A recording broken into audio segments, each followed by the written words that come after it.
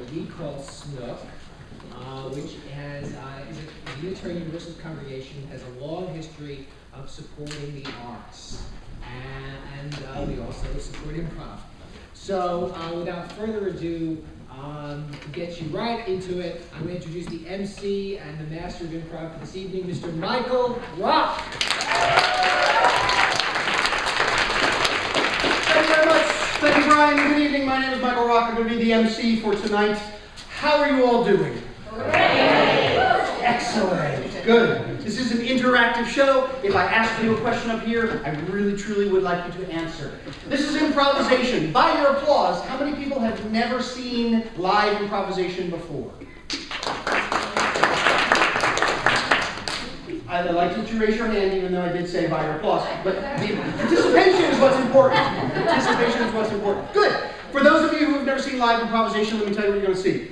Improvisers are going to come up here and they're going to create for you stories, scenes, poems, all TV shows, almost anything, right on the spot, right before your very eyes, and it's all based on your suggestions. Everybody go, ooh. Ooh. That's right, we need you to make this show. For the beginning of each improvisation, I'm going to be coming to you and asking for a suggestion that will inspire them to create the improvisation. The suggestions could be almost anything at all. And what I would like you to do is just say the first thing that comes to the top of your head, the tip of your tongue, or wherever your ideas emanate from. Let's practice that a little bit. Say I want to ask you for your favorite color. On the count of 3, everybody shout out your favorite color. 1, 2, 3. I heard blue. Might ask you for an indoor location where we can put a scene. So on the count of 3, everybody shout out an indoor location. 1, 2, 3. I heard bathroom. I might ask you for your favorite thing to do on a Saturday night. So on the count of 3, shout out your favorite thing to do on a Saturday night. 1, 2, 3. I heard sex. Excellent. So those are the kinds of things that we're going to be needing from you tonight. They will take those and using the skills that we have been learning in improvisation class, they will create for you theater never before seen and never to be seen again. Without any further ado, let's have the cast on stage, please. Give them a hand.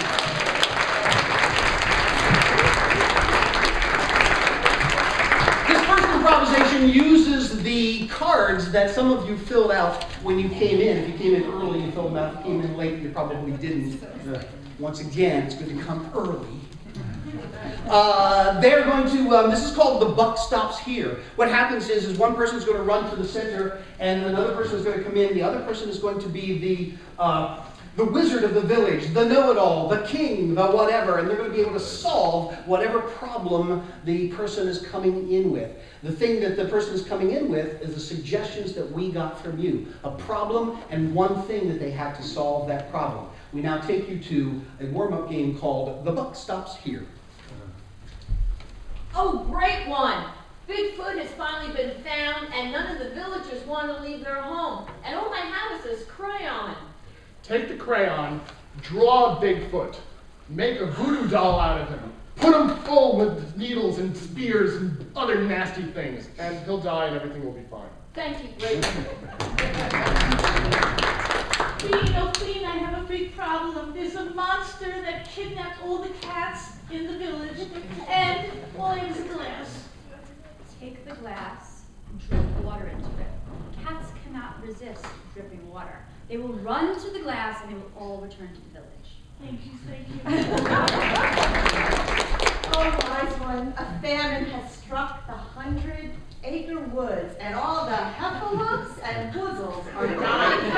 All I have is this balloon. Take the balloon, give it to Winnie the Pooh. He'll fly over them, they'll follow him home. Everyone will be safe. Thank you. My queen. Shoemaking elves. They're on strike. French. All I have is this jalapeno pepper. Just take the pepper, chop it up, sprinkle it all over the ground, take your shoes off, run away, and you will not need the elves or the shoemakers. Oh, Ice King, Rapunzel's hair is dripping take the hairbrush, brush her hair, okay, make long strands out of it, nobody will trip anymore. Oh, great king, no one in the village was growing taller than 3 feet. And all we had was this plastic cup. Take the plastic cup, have everyone pee in it. Throw the pee out, and everyone will grow taller. Oh, Your Highness, all of the children in the village have turned into ants. And all I have is this mechanical pencil. Oh, so you open the mechanical pencil by pushing it, and you touch every little ant, and they will grow taller. Thank you. Oh, my great lord! Poisonous mushrooms are taking over the children's playground, and all I have is this magnifying glass with a fruit fly on it!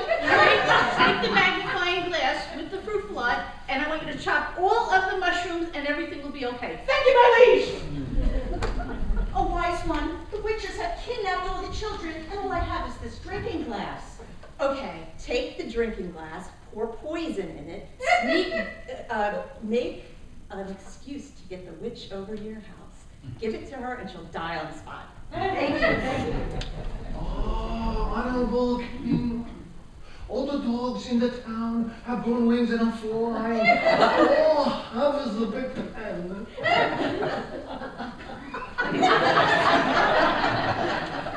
Take your pen. Give me the pen. When you can snatch this pen from my hand, all the flying dogs will go home. Oh, great queen, Hansel was so hungry he ate all the breadcrumbs, and all I have is a hairbrush. Take the hairbrush, comb Gretel's hair, bring Hansel over, have Hansel eat Gretel. Everything will be solved. Thank you. Fancy! All right, for our next improvisation, we are going to create for you a little debate between two characters. The strange thing is, each one of these characters is going to be played by either 5 or 6 people speaking in unison. So these 5 people are going to be one character and they're going to speak in unison. These 6 people are going to be one character and speak in unison, having absolutely no idea what any of the other ones want to say. They have to figure out a way to speak in unison. To get us started, let's have something to debate about. Give me something that you love about New York City. Traffic. You really love traffic? Is that something that you're really Theater. The friendliness. Excellent, good. So we're going to do a debate now. This side is going to be anti-friendly, urban friendliness. This person is going to be pro-urban friendliness. We now take you to a speaking in unison debate. Good afternoon, ladies and gentlemen, and welcome to Crossfire. Today on Crossfire, we have 2 individuals who couldn't be farther apart. This person believes that being friendly in an urban environment is a bad, bad idea. This person believes that being friendly in an urban environment will make the world a better place. We're going to find out why on Crossfire. Participant number 1, please introduce yourself. My name is George. George, what do you do for a living? I am a cop. A police officer. Excellent. George, police officer. Thank you very much for being on Crossfire. Number 2, please introduce yourself. My name is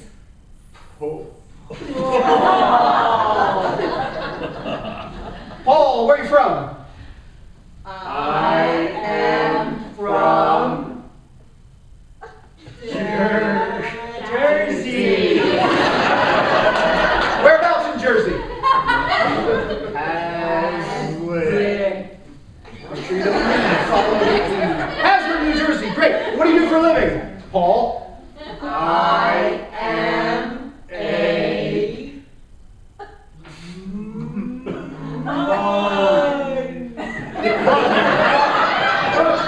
I'm sorry? Monk. I am a monk. Ah, Father Paul and George the police officer officer. Now, George, you said before the show that you are anti being friendly in an urban environment. Why? I hate Eyes. people Why? because they are nasty. Why? It sounds like you had some kind of an experience. Tell me what experience turned you against people.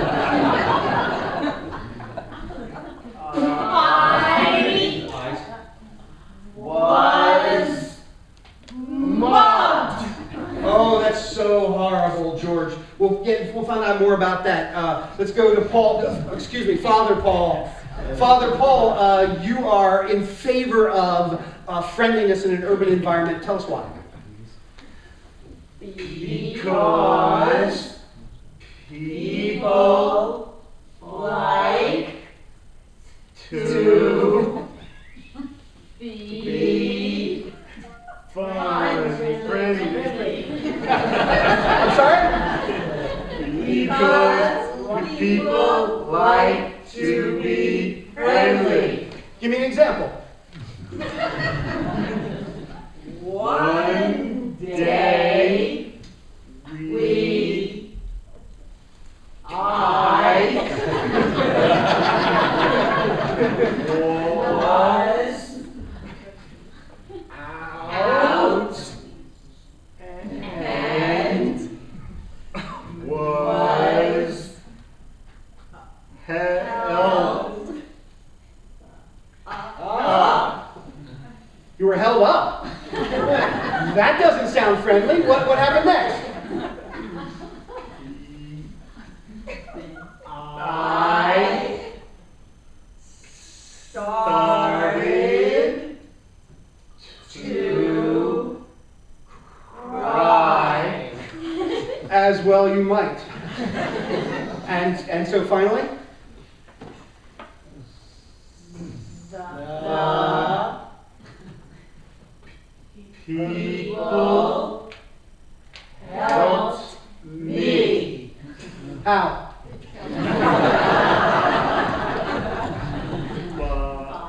By touching my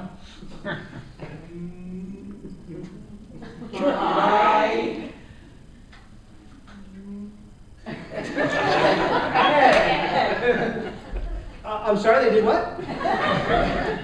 by touching my head. George, I'm sorry I didn't mean to leave you for so long, but I got really involved in the story over there. There's head touching going on in New York City, and it seems to really be working well. What do you think of that? Head touching is perverted. What makes you say that? Heads should not be touched. Did your mugging in some way involve head touching? Yes. In what way? My mugging was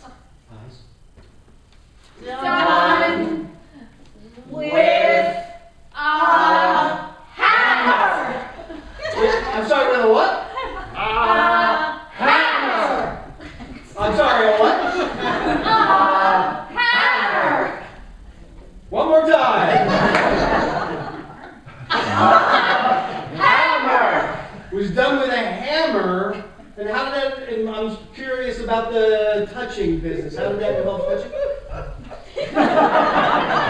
He hit me on my head. Oh, I see. Head touching, hammer touching. I'm with you now. We're going to get to the bottom of this after these commercial messages. Let's have a hand for our experts.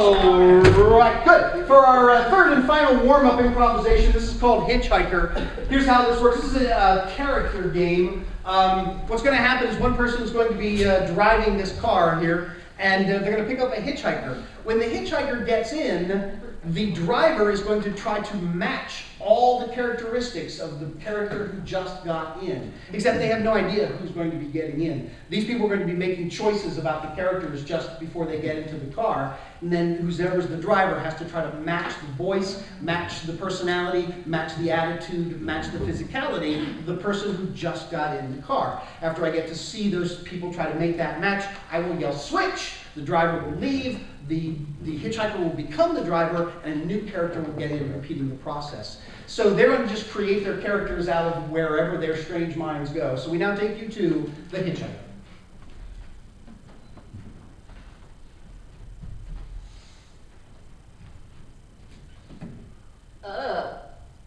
I think I smell something. Ugh. What do you? Oh, it smells like that raw sewage from Jersey. No, I think it's next to me.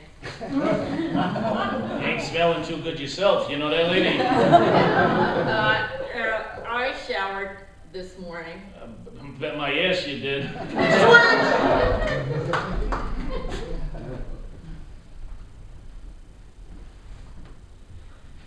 Oh my gosh. I don't feel like going to work again today. Again. It's enough already. It's Monday. vacation. So Every day's tired. Monday. So tired. No. Oh my gosh. Switch!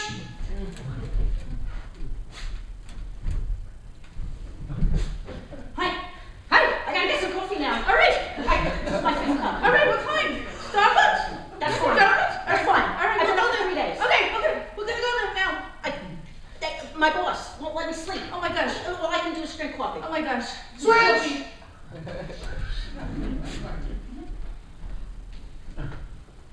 Alright, our parrots, the greatest. I love parrots. I love parrots too.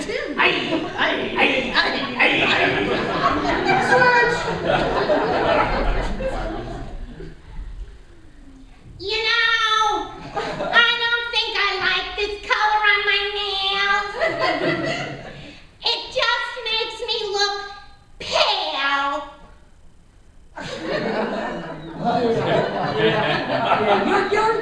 You're a bit washed. Yeah. I am very washed. You washed. I'm so washed. You're so I'm hot. like ivory soul.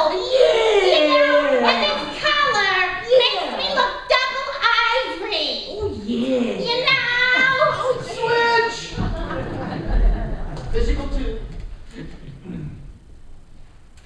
I cannot believe my good fortune. I never thought I'd be picked up with someone as sexy as you are. You're so sexy! You exude sex! Can I touch your thigh or?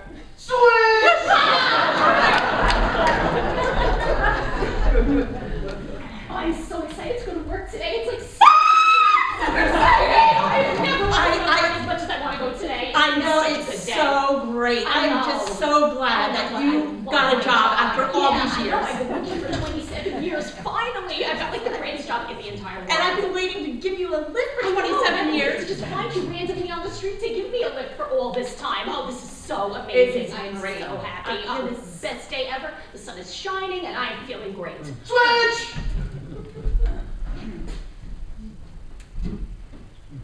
I don't believe in friggin' traffic. I couldn't walk fast as this. I don't know why I got in your car. Another day of being stuck in this darn traffic. Every single time we're stuck here like we're in a parking lot. Nothing moves. I can walk faster. I'm gonna get out and go. I know, I think I am too. I'd be better off Friggin' New York traffic. Oh, it's just awful. We're always stuck here. It takes hours. And it's such a short trip and it takes so long because of this traffic. Switch!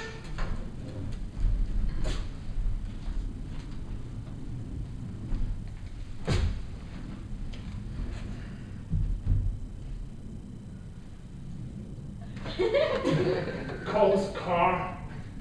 Screw you. Clowns drive better cars. I guess I'm a clown then. Oh man, I'm ashamed of being a hitchhiker. Get out! Get out! Switch!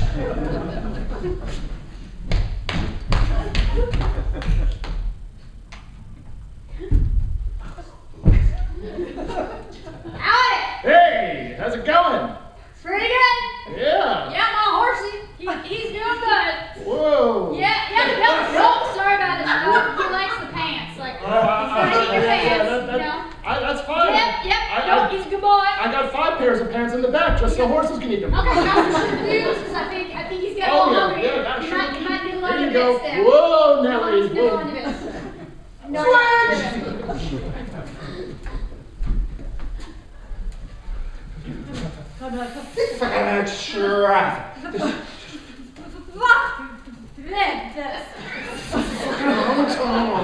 So much true.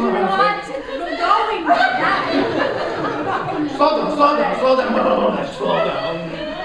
This woman's fucking traffic. freaking me out. You kind of free yourself. What's your deal? And say.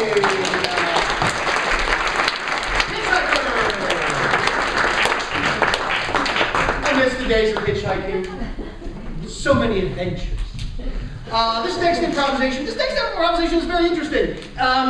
This is a period piece. Yes, it is. In 1917, a guy named Edgar Lee Masters wrote a book called Spoon River Anthology. Some of you may have studied it in school.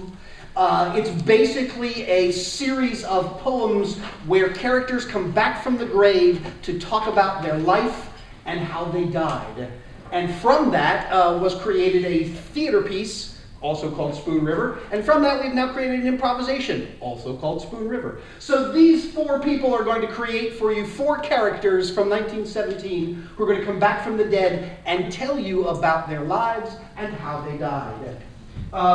For Brian's character, give me an occupation that a guy might have had in 1917 that you don't see around much anymore. Blacksmith, I heard. Blacksmith. For Charles's character, give me a political concern that someone might have had in 1917. Vote for women. Vote for women. Excellent. For Laura's character, give me an occupation that a woman would probably not have had in 1917. Minor. And for Louise, give me something that would be a traditional concern of a woman in 1917. Getting married. Getting married. Excellent. So these 4 people are now going to go into their graves. They're going to come back from the grave to tell you something about their lives and how they died. We take you now to the Spoon River. Clink, clink, clink. I can still hear it like it was yesterday. My days in the mine were the best days of my life. My name is Maisie. My name is Abby Abernathy, and I was a school mom. My name is Virgil, and I just can't understand why women want to vote. My name's Doug, and I like to hit metal. Bang!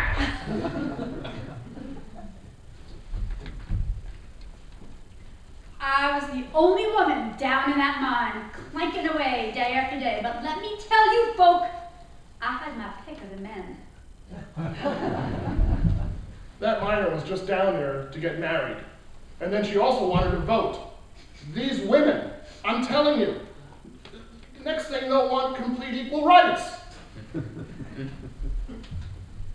I just wanted a man, plain and simple. Any one of them would do. Any one of them. Zabby was so hot, and she didn't want to vote. She was perfect for me. That Maisie the miner, she kept coming by the blacksmith shop, looking at shoes. Horses' shoes, goat shoes, all kinds of shoes. Some would say I'm kind of a manly woman, but I would say I have a shoe fetish. I would say I had a thing for Virgil. That man was delicious. Zabby and I got married. And I sent Zabby into the mines to talk some sense to that miner woman.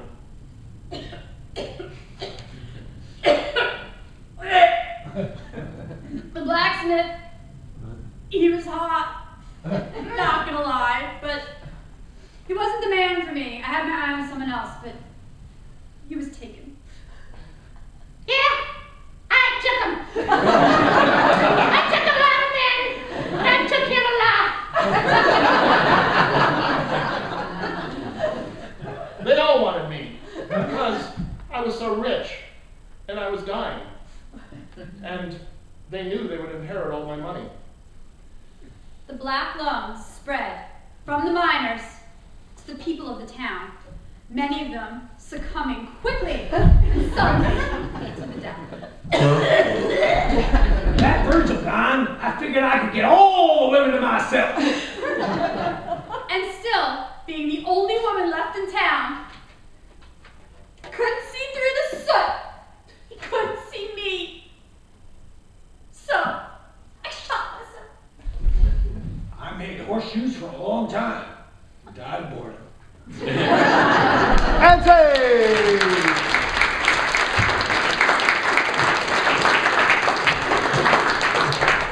All right, ladies and gentlemen, our next improvisation is called Family Dinner because it is that, a family dinner. We are going to go to the middle of a family dinner, but there are a couple of rules about this family dinner.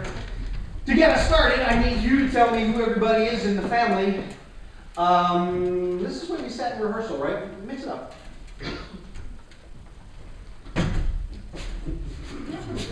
And when the music stops, who's this in the family? Let's not, if you're in the front row, don't give suggestions. And also, let's keep them the same gender that what you are. Wasn't a front row suggestion? Sorry. Grandma. Who's this in the family? Little girl. A daughter, then? Grandchild. Grandchild. Okay, so we got grandma's grandchild. Who's this in the family? Border. A boarder, the border of the family. And so we got grandma and granddaughter, so why don't we make this mom? So we got three generations here: grandma, mom, mom's daughter, and the boarder that they've taken in. So that is our family dinner. Now, one other thing to put on top of this is that they must always speak in the same order. I'm going to give them a random order, and when they do this improvisation, they have to speak in the same order. Why? Because I'm mean. So let's see. I'll just make it a random order. Let's do 1, 2, 3, 4. So that's the order in which you will speak. It just keeps going round and round and round and round. We're going to. This is that moment. We're going to begin the scene with that moment in a dinner or any kind of a group event where all of a sudden everybody for a moment doesn't have anything to say. You know that moment, they used to say it used to happen at like 11:11 or something. Does that make any sense? Like 11 minutes after the hour, everybody stops talking. Am I crazy? That just happened in my family? Okay. Yes, I am. Okay. So in any case, we're halfway through dinner and there's a lull in the conversation. We now take you to family dinner.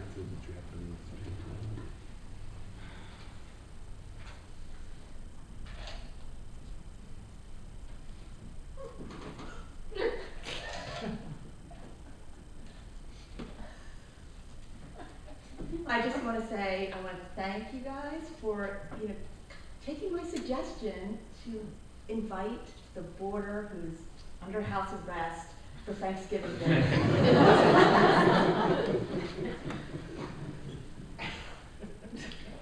I don't think I would have done it if I hadn't been so drunk. My daughter has a horrendous drinking problem. It's caused her to take in strangers from the street with prison records into our home. Whatever will I do?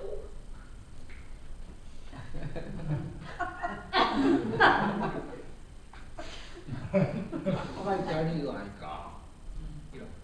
tools, like saws, like drills, or like I know you do. I know you got him around here. Drills and stuff. Well, since you were arrested originally for chopping someone up into pieces, I don't think you should be around anything with sharp blades.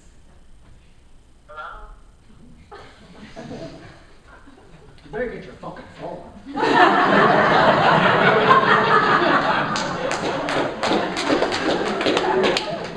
Who the fuck's calling? Why do you think we're using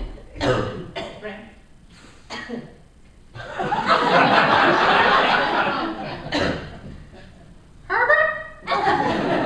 Yeah, come home now. There's a crazy boarder here, and I think he's sleeping with my D-A-U-G-H-T-E-R. Thank you. The problem is my granddaughter's sleeping with practically every man in town. She just finds them wandering the streets or in a park or at the mall. She found this strange man the other day and she brought him home. Now he's living with us. Where did he come from? Who is he? You're hot. Well, So hot. well, you know I have issues with abandonment. This guy can't go anywhere.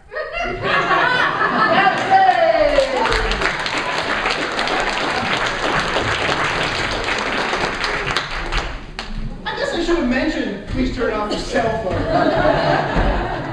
You know, okay. All right, ladies and gentlemen, for this next improvisation, it's called an emotional symphony because that is in fact what it is. These four people are going to put themselves in a huge emotional state, and then I'm going to conduct them as if they were a symphony orchestra. So, to get us started, please, could I get an emotion for Laura? Shy. What was the first one? The low voice? Mad. Angry. Great. Angry. I'm just trying to take the first thing I hear. Could I have a positive emotion for Joanne? Excited. Excited. An emotion for Sharon? Guilty. Guilty. A positive emotion for Charles? Playful. Playful. And an emotion for Patrick? Afraid. Afraid. For Laura, could I get please could I get your favorite movie? Gone with the Wind. Gone with the Wind. For Joanne, could I get please a hobby that a person might have? Knitting. Weirdly enough, no, it's a great suggestion, except we just did that in rehearsal. Could I get spearfishing. Spearfishing. Could I get a mode of transportation, a way a person would get from point A to point B? What's that? Moped. Moped. For Charles, could I get please a style of music? Rock. Jazz is the first thing I understood. And for Patrick, could I get something you got in your garage? What's in your garage other than a car? Other than a car? Lawnmower. Lawnmower. Well, wait. I did that. You did that. Was that snowboard? Snowblower. Snowblower. Snowblower. And so you are Angry about Gone with the Wind. angry about Gone with the Wind, and you are Excited about spearfishing. excited about spearfishing, and you are Guilty about mopeds. guilty about mopeds, and you are Playful about jazz. playful about jazz, and you are Afraid of my snowblower. afraid of snowblowers. We now take you to an emotional symphony. Ladies and gentlemen, if you can get close together, look down to the ground, mumble to yourself in your emotional state, whip yourself into an extreme emotional state, and then I'm going to conduct you like a symphony conductor. And The horns and the saxophones, I love them, they're so large. Brett Butler, what an asshole! So and I was holding everybody up on the road and I fell over and I caused a big pileup of cars. it goes so fast, and it shoots the snow so far. I got all these new spears. I'm gonna go out into the ocean and just like throw them. I'm just so excited. Improvisation just gives me goosebumps all over. And when I learned he had bad breath, I knew it! I knew it! You could tell! I tried to get rid of it, so I gave it to my brother for his birthday. Because the actress, you could always see her like moving away, you know? It's like this torture to watch because it's so abusive. If you move the throttle too much, it goes fast. It just starts running. And then you don't know what to do. You can't turn. It doesn't turn well. Anyway, it stalled on me. And then I joined a spearfishing club. We're going to Alaska. it turns so fast, the wheel. And if you put your hand in, you're going to get chopped off. And Miles Davis and Charlie the Bird Parker. Oh, And why is it still on? It's been on for like 50 And they were all so wonderful. It's so disgusting when I hear I loved their improvisation. music, like, it just makes me, my heart. And their horns. Ooh, and sax. And all If you run out of gas, it was just go. And you go get a 5 gallon bottle and you have to pour it in. And you do it long. And having a distorted and just the gas on the engine. And it goes really fast. It turns and it turns. And all of the things that you heard on the records that you bought with, and all of the things that they improvised and did such a fantastic job with. Oh God, no, it's gonna sing the song, it's gonna get the dog, it's gonna run the door, and it's all gonna get converted. Fuck you, It is a crime. It's still.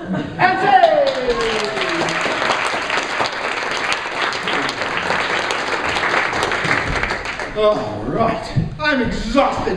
Ladies and gentlemen, our next improvisation is going to be another character improvisation. This is about learning and discovering 4 people from 4 very different walks of life. These 4 people are going to play 4 different characters. I'm going to get from you a suggestion from you to inspire a character. This is not going to inspire what they talk about. This is going to inspire the kind of person that they are. For Dottie, can I have, please, an adjective, a descriptive word? Militant. Militant. Excellent. For Laura, can I get an animal, please? Rabbit. Rabbit.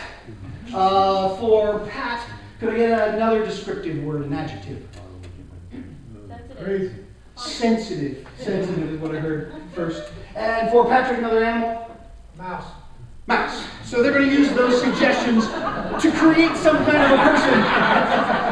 And these people are going to have very strong opinions about our subject. The subject for today's improvisation is going to be something you love about the fall. What do you like about the fall? Leaves. Excellent. Good. This is going to be a TV talk show about leaves.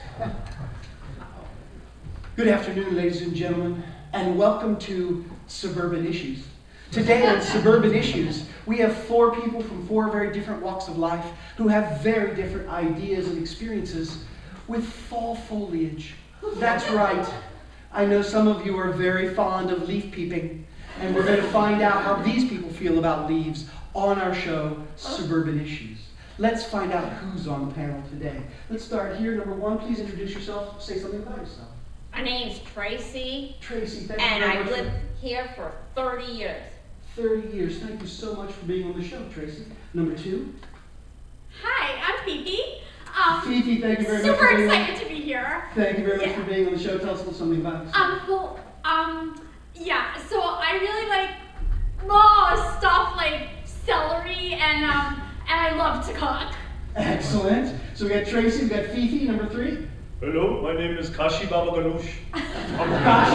Kashi, thank you very much for being on the show. Tell us a little something about yourself, Kashi. I am a Chinese restaurant picture straightener. A picture straightener? Yeah. The pictures in the restaurant always crooked, so I go in with my level and my surveying grid and I make them straight. That's fantastic. So we've got Tracy and Fifi and Kashi. And number 4? Hi, my name is Sydney, and I'm sorry, your name is? My name is Sydney. Sydney, thank you very much for being on the show. I collect bugs. And you collect bugs. That's a fabulous hobby. Thank you very much for being on the show, Sydney. So we've got Tracy and Fifi and Kashi and Sydney. We're talking about fall foliage today, leaves. I wonder if anybody could share with me your first memory of fall foliage, leaves. Fifi. I remember being a small child and hiding in the leaves and just loving to pop out and scare people. It was joyous. That's lovely. That's lovely. Thank you for sharing. Anybody else? Your first memory of fall foliage or leaves? Well, I slipped and fell on the leaves, and they fell in the gutter, and there were bugs, and they started crawling all over me, and that's why I like to collect bugs. Oh, interesting response to having bugs crawl all over you. Many people would have found that terrifying. You found it, I don't know, somehow exciting. Exciting. That's fabulous. Anybody else want to tell us about your first experience with leaves? I have to say, leaves are a menace. They create disease, they decompose, they need to be raked up and right away. That is very true. What was your first memory of leaves? I was trapped by them. I couldn't get home. How old were you? Oh, I was very young. I was about 8. And the leaves are so sticky and wet and diseased. I couldn't get home without getting ill. You got ill even before you got home. Yes. That is some serious leaf illness. Who didn't share yet? Kashi. You know, Bob, in my country, when I was little, we had a whole bunch of leaves and they caught fire in the 62 million people were exterminated. It was sad. Oh, yeah. It seems very sad. It seems very sad. We're going to take a commercial break. Before we go to a commercial break, though, I wonder if you wanted to share something, what would you suggest that people do to make the most of the fall foliage, to make the most of the leaves? What should they do? Who wants to share? What's a thing that our people out in the audience could try, perhaps? Rake it up by November 30th or you get a fine. There you go. Words of warning and wisdom. Who else would like to share? Most people don't know this, but leaves are an aphrodisiac. And if you bring them into your bedroom, you will have many, many, many children. Excellent. Fifi, thank you for sharing. Anybody else? When you put the wet leaves in the gutter and the bugs underneath, they're good. You can eat them. Eat the bugs under the leaves. Not a thing that I would have thought of. Someone in our audience might want to try. Kashi, want to take that? Yes, Bob, you know what I think that they should do, especially the American women with their long, beautiful hair, is the leaves always clog your gutters, so I think you should hook up your hair dryers and leave them on all winter long so the leaves come in and they blow over. And then you get nice gutters, the water drains, and then you rake them up. And bugs. And bugs. Thank you very much. Let's have a hand for our panel experts. All right. This next improvisation, it's called a tag team game. These 3 people are all going to play one person. And they're going to tag each other out at random times during the improvisation, continuing to pick up where the other person left off. They're going to do a speech. They're going to improvise a speech for you, all playing the same person, tagging each other out. It's kind of like the tag team wrestling matches, except they're not going to be wrestling. To get us started, what I'd like to do is I'd like to do a campaign speech. They're going to make up a campaign speech. But what I would like it to be is something that is not an elected position, but you think would be fun if it were. What's something that would be fun if it were an elected position, but it's not? Podiatrist. A podiatrist. All right, so we're gonna, in this unusual country, you have to vote on who you want to be your town podiatrist. So these people are going to do a campaign speech for podiatry. I want to be your podiatrist because I know everything there is to know about feet, metatarsal, metatarsal, metatarsal. When I see a wart, I take it up. I don't hesitate. I'm not squirmish. Never mind the warts. If the foot doesn't look good, it comes off. And then it goes into my case. I have a collection of feet that I have had since my father was a podiatrist, his grandfather was a podiatrist. It goes back to 1917. And people from all over the world come into my house to look at my collection of feet. We have all different shapes and sizes and colors. And my favorites are the bunions because they have a lot of character, especially if you're into bunions. And as your podiatrist, I would be so into bunions, it wouldn't be funny. It wouldn't be the least bit fun. It would be funny. So I implore you to choose me as your podiatrist because not only am I beautiful and have the most gorgeous feet on the planet, but I also have the largest case of any type of feet that you've ever seen. And I have to tell you, I do not want to know the agony that people feel when they have foot fetishes and have no feet.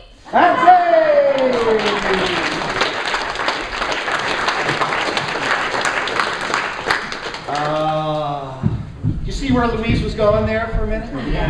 The agony of... That's going to be a little pun there. But that's not the way improv works.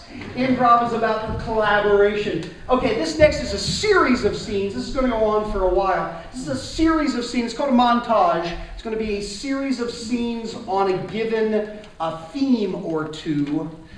Each of the scene investigating or exploring one element of the theme, which I'm going to get from you in just a minute. What will happen is two people will begin a scene playing two characters in some sort of a situation, and they'll be exploring the theme or some aspect of the theme. At some point, somebody outside will do this. That will end that scene, and they'll begin a new scene, new characters, new situation, but still trying to explore some aspect of the theme. To get us started, I wonder if someone could tell me an object that you have that is important to you. An object that is important to you. Tricycle. I'm sorry? Tricycle. And why is it important to you, sir? Because I love to ride through nature. Okay, are you being serious, or you just made up a thing? Oh, I thought we were improv. No, I'd like a real suggestion. They're improvising. From you, I would like a real suggestion. Who has a real suggestion of an object that is important to them? Yeah. A bolt cutter. A bolt cutter? And why is the bolt cutter important to you? Sometimes my bicycle gets stuck in a bad place, and I can't get the lock off. So in order to get my bicycle, I have to get out my bolt cutter. Are you also making stuff up? No, it's happened.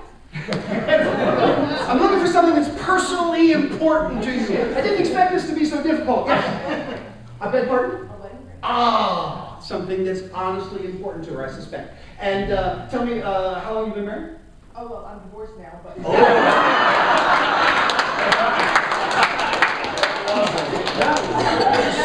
So this is great. So the wedding ring, do you still have the wedding ring? And what is your feeling about that wedding ring now? It's still sentimental. I still keep it. I don't wear it, but, you know, I have emotional ties to it. What kind of emotional ties? I wouldn't want to not have it. Because? I would feel like a part of me would be missing. Ah, okay. So having something that is a part of you, something that's sort of intrinsic about the person that you are. You're always the person who went through those things you went through when you were married. And how did he propose? Did he propose? Yes. And how did he do it? It's pretty lamely outside of Starbucks. And did he have the ring at that time? No. When did you get the ring? Well, I'm talking about my wedding ring. Yeah. We never, well, I got the wedding ring actually when we... Oh, so not the engagement ring, but Yeah. the wedding ring. And the wedding ring that you got just before the wedding. Yeah. And how was the wedding? It was great. Great party. Great party, but Yeah. maybe the wedding was good too? Or just the party? Well, the marriage wasn't great. The wedding was spectacular. You guys got enough to go on? Yeah. All right, so we're going to take some of the themes from that little story there to create a series of scenes that all are in some way exploring the themes that we just came up with here involving this wedding ring. You may not ever see a wedding ring in the montages. It's more about the themes that brings up than it is about the object itself. We now take you to a montage.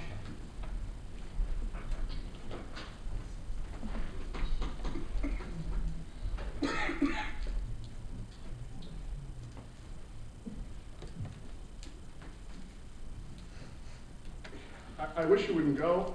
No. I wish you'd stay. You know my conditions, and you have a hard time committing to them. I want to have an open marriage, and you're not.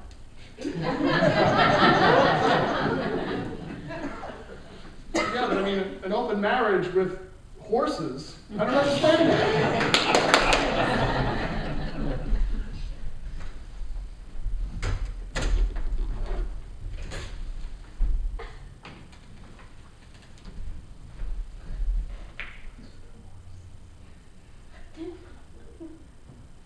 Honey, we can't afford the whole body. We're just going to have to freeze the head.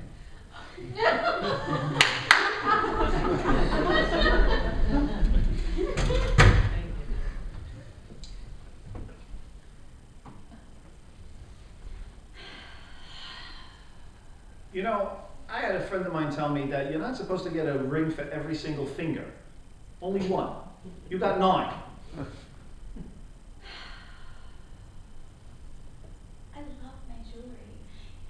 most important thing about this marriage. I know, but my name isn't Chase Manhattan. I'm going broken.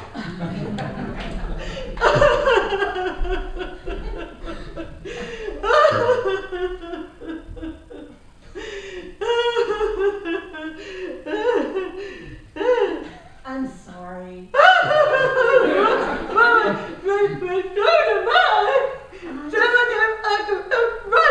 thought you wanted me to kill him.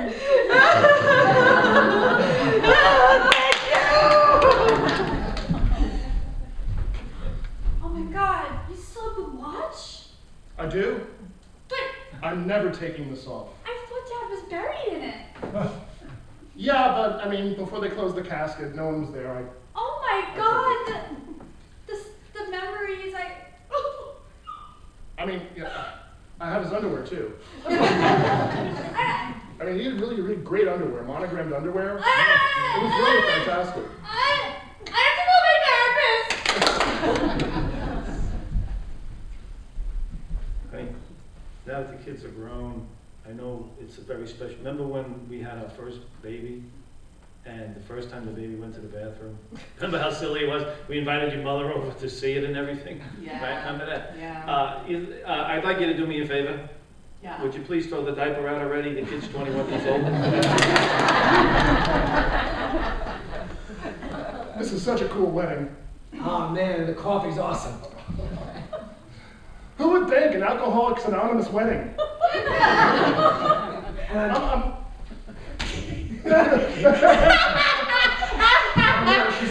She's off the wagon again. What a wedding! Oh no! We gotta get her back on to step one. Yeah, and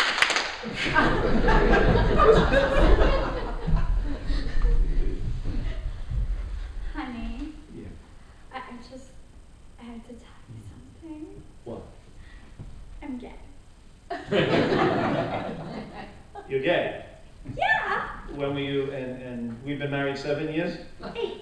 8. Yeah, 8. And all the times we've been fooling around, you've been gay. Oh, totally, yeah. Well, I'm cool with that, you know. Can you get a girlfriend? Well, listen, I want to be honest. I wasn't totally lying. I know you have gynecomastia. Your breasts are nice. If you could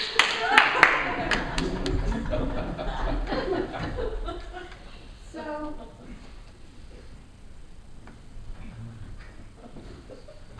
I mean, this is just a strange tradition.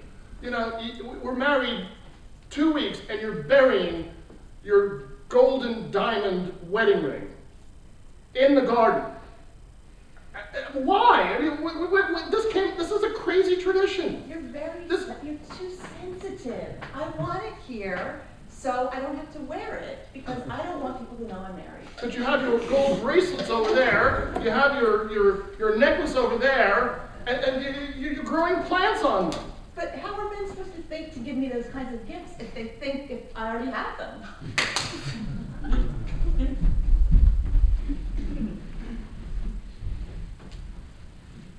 Honey? Yes? No need to keep scrubbing the floors. We have a cleaning lady. I see you're upset. Yes? Okay, is it because you lost your job? Yes, it's because I lost my job as a cleaning woman!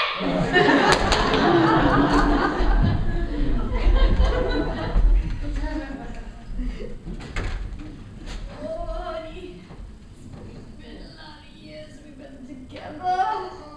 65. I think I forget I stopped counting.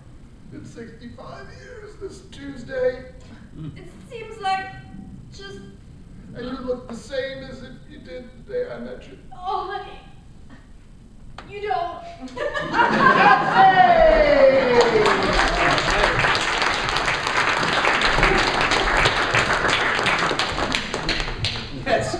That's the kind of relationship I'm used to. You look the same as the day I married you. You don't. Ladies and gentlemen, for our next improvisation, this is a carpool. They're setting up a little baby car here. We've got 4 people who live at 4 different places and work at 4 different jobs. What's going to happen is the driver's going to get in, drive for a little while, pick up one person, drive for a little while, pick up the second person, drive for a little while, pick up a third person.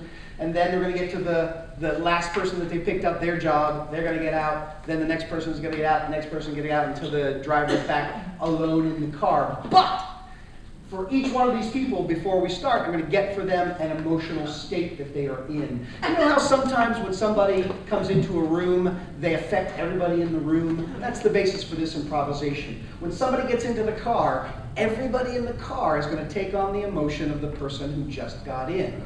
We'll go 1, 2, 3, 4. Then when 4 gets out, we're going to go back to emotion number 3. When 3 gets out, we're going to go back to emotion number 2. When 2 gets out, we're going to go back to the original driver's emotion. So to get us started, could I get please an emotion for Joanne? Angry. I'm sorry? Angry. Angry. Can I get a positive emotion for Dottie? Hilarious. Comatose? Yes. That's a physical state rather than an emotion. Got a whole big list of them there in your program. Give me an emotion. Excited. Eager. Eager. Eager. Give me an emotion for Kathy. Cranky. Jealous. And a positive emotion for Sharon. Euphoric. Recite your emotions, please. Angry. Angry. Angry. Eager. Eager. Jealous. Jealous. Euphoric. And euphoric. We now take you to a card.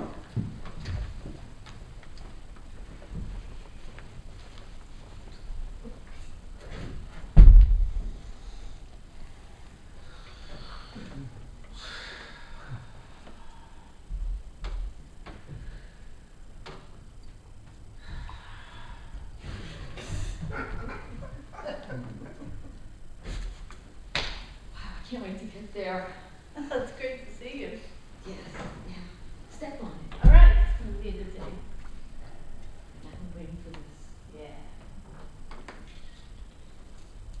Oh, here she is. Oh, did you see the way Susie at work was dressed yesterday? Oh, she looked horrible. That slut. She doesn't dress nearly as well as I do. I can't stand having to look at her clothes every single day. Oh. I know you have such class. I know, she just doesn't understand. She thinks that she's the best dressed person in the office, and I'm sick of hearing about it all the time. What great style she has. Now everyone admires her. Oh, enough is enough with her already. You know, it's so annoying. So super annoying. Oh, and her hair. Oh, her hair's done every week. Yeah, she thinks, oh, I'm so fancy. I go to the beautician every week. Oh, please. Just throwing money away. Bitch.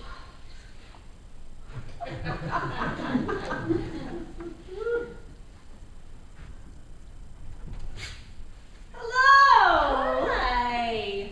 So good to see you. Good to see you too. Oh, what a beautiful day. Yes, it really is gorgeous. No problems in the world. I've never had a problem in my life. Where did you get your hair done? It's gorgeous. Thank you. Thank you. You dressed her up. Oh, you're making me feel so good. Just adorable. Thank you.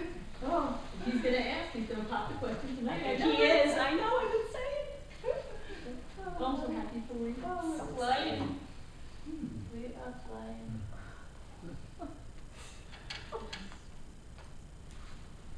We're here. Can I get out, please? Oh.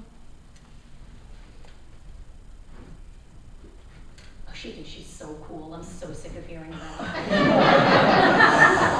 Wait for her to leave. I know, it's so annoying. Always happy all the time. Who could possibly be that happy? Who does she think she is? She's got to be pretending. You know she has a bad marriage. I know.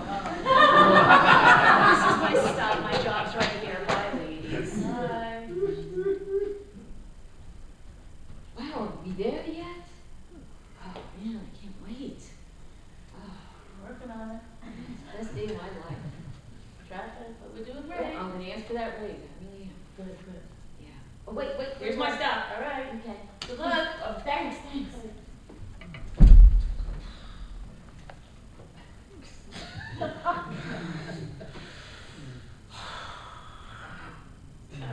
And save!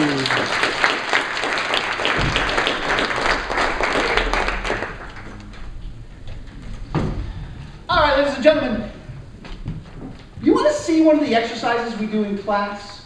Yeah. Thank you for your support. That would have been really weird if there had been this big chorus of, not really. So I appreciate your support. So, yeah, every Sunday afternoon we get together and I teach an improvisation class here. And we do a lot of different exercises. A lot of the exercises and games that we do are about the big overarching guideline of improv. Michael's big guideline of improv, which is make your partner look good. Make a partner look good. So a lot of improvisation is really about support. It's about supporting the people that you're improvising with. But there are some other things in improvisation as well. A lot of things to help you access your creativity. So this is an exercise about accessing your creativity. It's called Explore and Advance. What's going to happen is Brian's going to begin miming some kind of common everyday task. And from time to time, I'm going to see something that he's doing and I'm going to say, explore that whatever.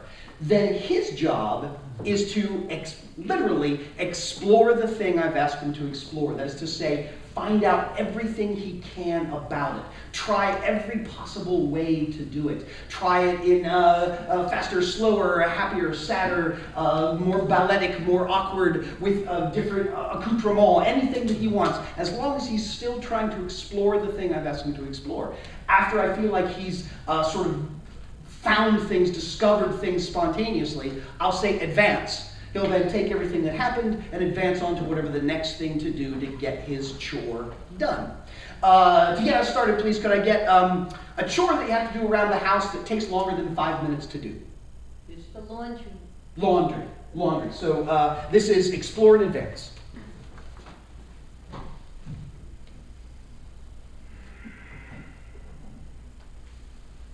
Explore the lifting.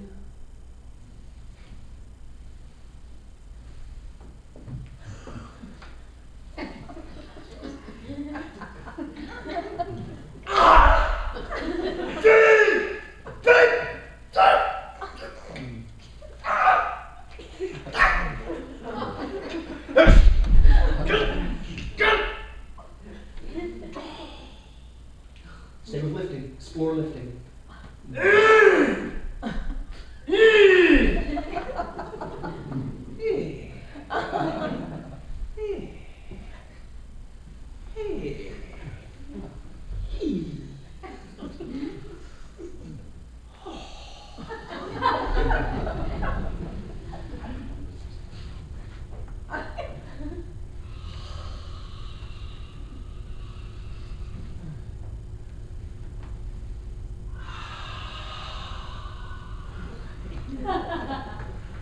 Advance. Explore your magical powers.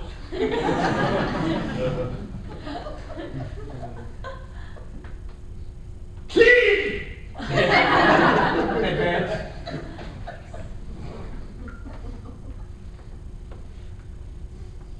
Explore the smell.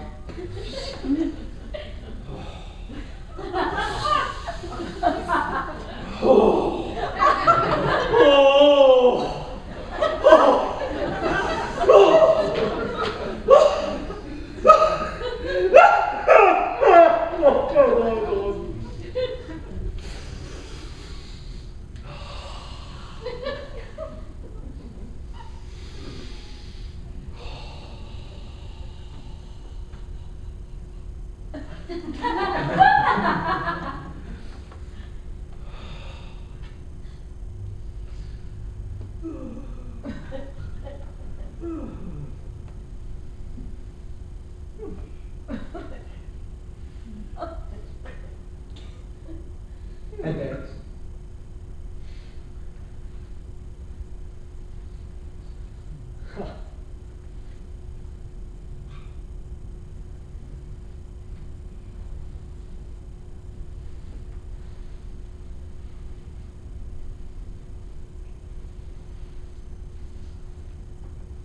Explore the smoothing.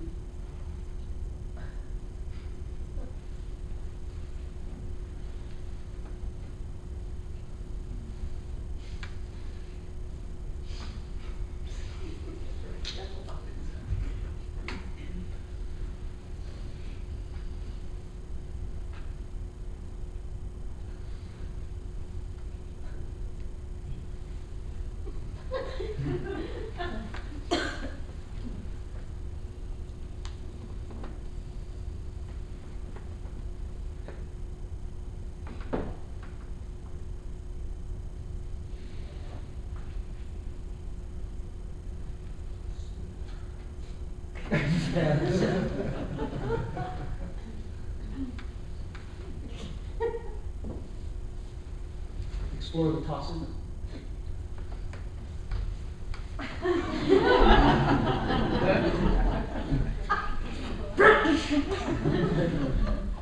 Dirty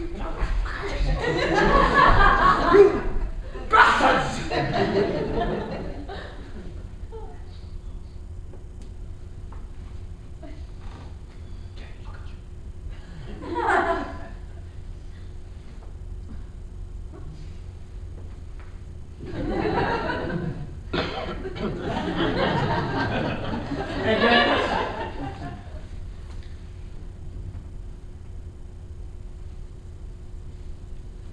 Explore the looking.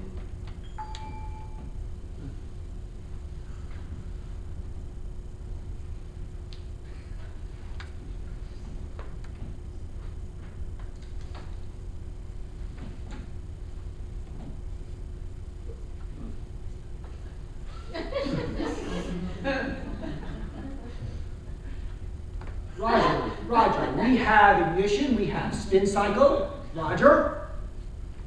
Advance.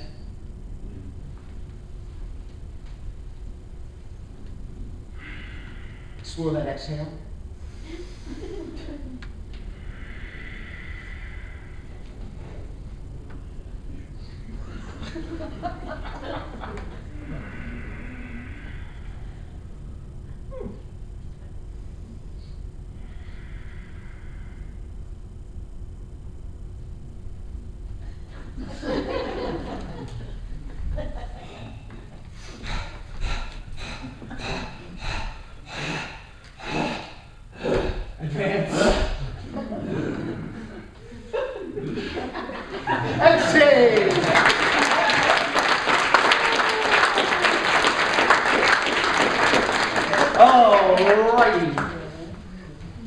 So that's one of the many exercises that we do on Sundays. By the way, if anyone would like to take an improv class, I know just the place. Right here, Sunday afternoons, you can get all the information on the website. It's longislandimprov.com. It's very easy to remember, longislandimprov.com. The next series of improvisational workshops begin January 10. We actually take December off because of the holidays, but we'll be back in January and we go through till the late spring, early summer. For this next improvisation, these four people are going to... Oh, okay. I just had a weird moment because I thought there were 5 in it, but there are only 4 in it because we're one less than we thought we were going to be early this morning. Anyway, that's neither here nor there. Just a little bit of the internal workings of improvisational casting that I wanted to share with you just at this moment. These people are going to create for you a story. They're going to make up a story, telling their part of the story when I point to them. This is another one of those conducted games like we've seen before today, but this is going to be storytelling. So to get this started, could I get, please, a one-word title for this story? Chaos. Chaos! Fabulous title for the story. The title of the story is Chaos! Everybody was running amok. They were running everywhere. They were running up and down walls. They were jumping across buildings, down the other wall, across the street, into the subways, down the tracks. It was just mad. Everybody was going nuts. And then all of a sudden... They ran me over. I couldn't help it. So put it in the first person. Put it in the third person. John got run over. John was run over. I couldn't help him. The people were amok. And he was trampled. People were running everywhere. His face exploded. People were running to try to help him, but they couldn't. It was too late. He was extremely injured. They called the police. They had to come. The ambulance was racing.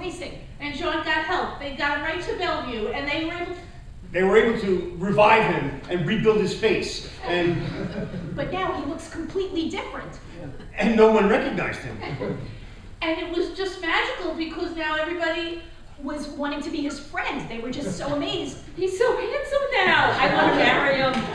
And everybody wanted to marry him, even the guys. And he just got prettier and prettier. It was just something about him. I just love him. I hope that we get together soon. John is just the most handsome. What happened next? What happened next? John and I got married.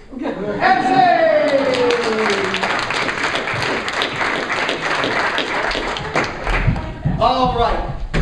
This next improvisation is going to be our final improvisation of the evening. Everybody say, oh.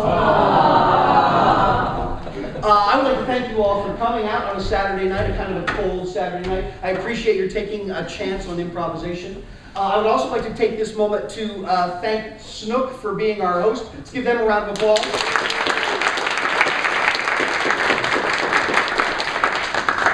And now for our final improvisation of the evening, we take you to a late night radio call-in show.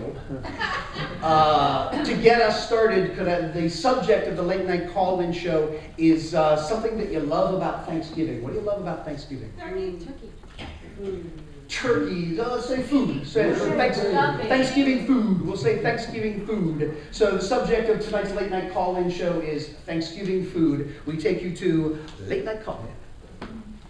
Hello, listeners, and welcome to WSNUUC Radio, 50,000 watts in Freeport, Long Island. I'm your host, Midnight Jeff Lightning. Okay, tonight's topic will be food on Thanksgiving, pros and cons. We'll be taking callers randomly from throughout the country. Callers, I'm going to ask you two things. Please state your name, where you're calling from, and stick to the topic. Can we get our first caller, please? Hi, this is Mary, and I'm calling from New York, Long Island to be specific. Hi, Mary. Hi, I just wanted to say I don't actually believe in the holiday of Thanksgiving. Why is that? I don't believe in eating. You don't believe in eating? No. What do you do normally when it's not the holiday, Mary? I drink water. You drink water? Lots of it, yes, in different flavors. You Cold, hot, like that. Mary, how much do you weigh? I don't like to talk about my weight because that's a sensitive and triggering issue. So what I really would like to talk about is the fact that we need to really tamp down this whole eating thing in America. Mary, I'll get back to you on that, okay? Because I have a feeling you weigh about 7 pounds and you're not going to make it to the end of the call. Next caller, please. Next caller, please. Yo, this is Joey from Brooklyn. Joey, what's up, brother? Hey, man, I don't know. My wife came home the other day. She said she's got gluten allergies. I can't have any stuffing. I can't have any potatoes. I don't even know what the hell a gluten is. Can somebody help me here? Can you tell me what a gluten is? Well, I'll tell you what, Joe. How about we get another caller? We got any gluten experts out there we can get, huh? I mean, doesn't she know we're Italian? We gotta have bread. We gotta have potatoes. Why even have Thanksgiving? Next caller, please. Next caller, please. Yes, hello? Hello, Midnight? Yes? Midnight? Yes? Yeah, I think alcohol is a food to be served well chilled on Thanksgiving. Midnight, screw the turkey, screw the stuffing, screw the corn. Give me vodka straight up. That's what I want. That's my food. Let me ask you something. Are you actually screwing the turkey after all the vodka you're drinking? Yes, I am. Okay, next caller, please. God help me. Somebody sane, please. Next caller. Well, I'm a little nervous about asking you this question, but... Can we have your name, miss? Please, where are you calling from? Yes, my name's Susie. I am from New Jersey. I thought so. Hiya, Susie. Hi. So I hope it's appropriate, but I have a question about cannibalism on Thanksgiving. I make a really wonderful stuffing, and this year my neighbor died, and we talked about it before, but I wondered if I need to tell my guests that my neighbor's in the stuffing. Is your neighbor gluten-free? Vegan. He was gluten-free and a vegan. So Well, maybe you could get, how about we get hold of Joe in Brooklyn and you two can talk about the holiday? Thank you, Susie. That was very sweet of you. We won't tell anybody. Next caller, please. Yeah, hi. This is Mike from Denver, and I really need your help. What's the matter, Mike? You know, I've been cooking this turkey for like 8 hours, and it's like still blood red inside. I mean, I cut it and it just bleeds. I've never seen anything like this before. Mike, where are you cooking the turkey, Mike? Well, you know, I've got this little easy bake oven, and you know, it's got a little light bulb in it. I figure 8 hours would be good enough. Mike, is this a real turkey, or did the turkey come with the Easy Bake? It's a little pan, and you put it in the oven and it rises after, but it's blood red. I don't understand it. I think there must be gluten in the water out in the Midwest. Mike, thanks for calling. Next caller, please. Hey, smart guy, how are you? How you doing, You're a buddy? smartass, aren't you? Let me ask you this question. Hey, listen, right? listen, Jet, listen. Listen, No. What's your name? Where you calling from? I'm Fred from the Flintstones. Really, I'm Joe from Bayonne. We go back. Joe from Bayonne. Hey, Joe. Listen, I want to know this, because I've always wondered, and you're an expert on this food stuff. So, who is Al Dente? His name is and he knows how to cook this shit, because it says 10, 11 minutes. Says Al Dente. Al Dente was actually best friends with Yugoslavia, and the both got together. Next caller, please. Is there anybody sane gonna call in and talk about Thanksgiving? Please. Yo, this is Joey from Brooklyn again. Hey, can I get that chick's number? Oh, you mean Susie? Yeah, from Jersey. I like Jersey girls. You can have it, but don't sleep with your eyes closed. You know what happened to the neighbor. Next caller, please. Yeah, hi, this is Norm from Cedar Sinai Center in California. Norm from Cedar Sinai Center? I just wanted to ask you to talk to you Shit. about, I just want to talk to you about the cannibalism call that you had. There is no food allergy whatsoever in eating another human being, because we're basically ecologically and evolutionarily adapted to eat ourselves. Joe, if I have to ask if this person was gluten-free one more time, they're going to lose my job. But was she gluten-free? Yes. So where's your Senior Shiner Center? Just a little bit of like research that I do in the basement, and you know, I've cooked up many people, and I've given them to a lot of people who have food allergies, and they've never complained. All right, you stop by the studio after the show, and I'll give you Susan's number. Anybody with an IQ above a bowling ball, please call in. Hello, Jeff. Is that you, Nancy? Oh, no, it's Joanne from Hitsville. Hi, Joanne. I want to know, is stuffing a turkey another form of sodomy?